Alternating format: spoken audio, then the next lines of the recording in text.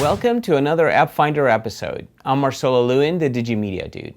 If you shoot a lot of photography with your iPhone, then you know that the built-in camera app that iOS comes with really stinks.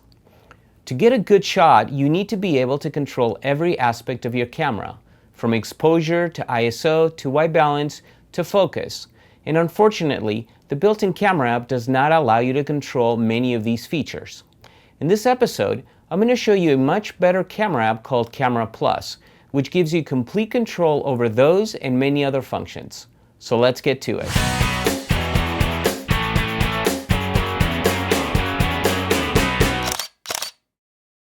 Here I am in the Camera Plus interface, and I'm going to give you a quick overview of the interface. It has most of the standard functionality that you would find in the regular iPhone camera. For example, you have your flash button right here, which allows you to turn on the flash, turn it off, set it on auto, or turn on the actual light, which, for example, I'm turning on the light here. So we're going to go ahead and turn that off.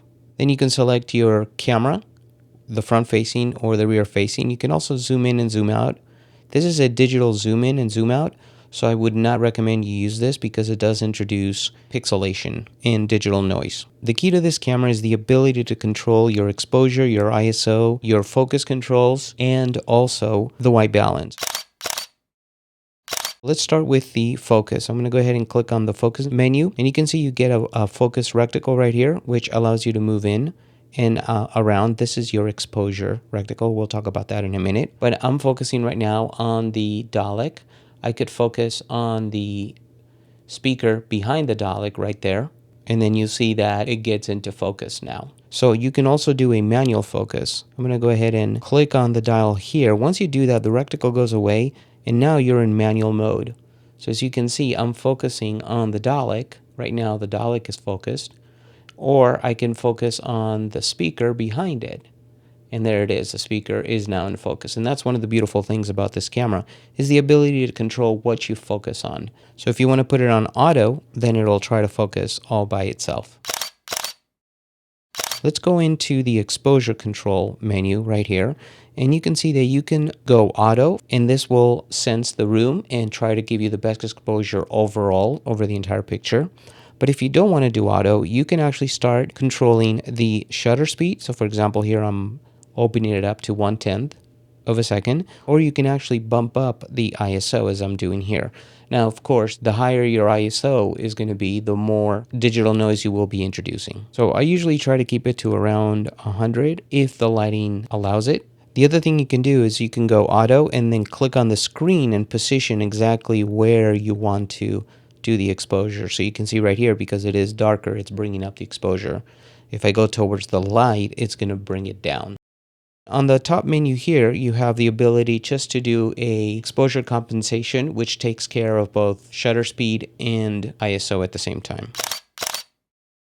The other thing I'm going to do is I'm going to go back to the focus, and I'm going to say auto, and now I'm going to add a reticle. So now I have two reticles, one for the exposure, so I can add the exposure here. You can see I want to expose this image for that section, but I want to focus on this section, and you can see what happens. For example, if I bring the exposure now to here, it's going to bring up the exposure levels. The other thing you can do is you can bring this reticle and put it directly above the focus, and then it becomes one. And now you have one reticle that you move around, and that takes care of both focus and exposure. I usually don't like to do that. I like to click on with my two fingers, and then I get to control each of them separately, which makes a lot more sense. So now let's talk about the white balance. When you click on WB, you're able to select from presets, for example, sunrise, sunset, incandescent, or you can actually click on the plus and then manipulate it manually using the temperature Kelvin. So you can actually bring it up if you want to warm it up, or cool it down if you want to. And if you click on auto, it'll automatically set it up for you based on the room conditions. Another feature that I like is the macro feature. I'm going to click on the plus there, and I'm going to click on macro, and macro will actually, now we can bring this down, macro will actually zoom in, and this is not a digital zoom in, which is great. And now I can really focus and get a really nice macro. So I'll go ahead and take the exposure down a bit. And as you can see, I'm getting a really nice close-up. Let's see if we can get it in more and see how much more we can focus here.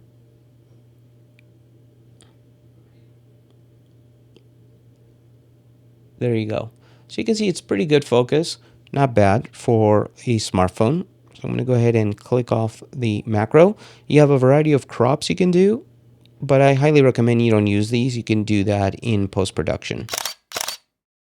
So let's talk a little bit about the settings menu. I'm going to click on the settings menu here, and there's a variety of things you can experiment on your own, but a couple of things I want to bring to your attention is the section here under camera settings that allows you to add a grid and then allows you to actually add the digital zoom or not. So if I turn it off, then you won't see the digital zoom lever anymore. I highly recommend you turn that off. The other thing I highly recommend you turn on is the horizon level. So if you see the little line that's tilting right and left as I move the camera, it's showing you if you are leveled or if your image is crooked. At this point, my image is pretty leveled. So I highly recommend you turn that on.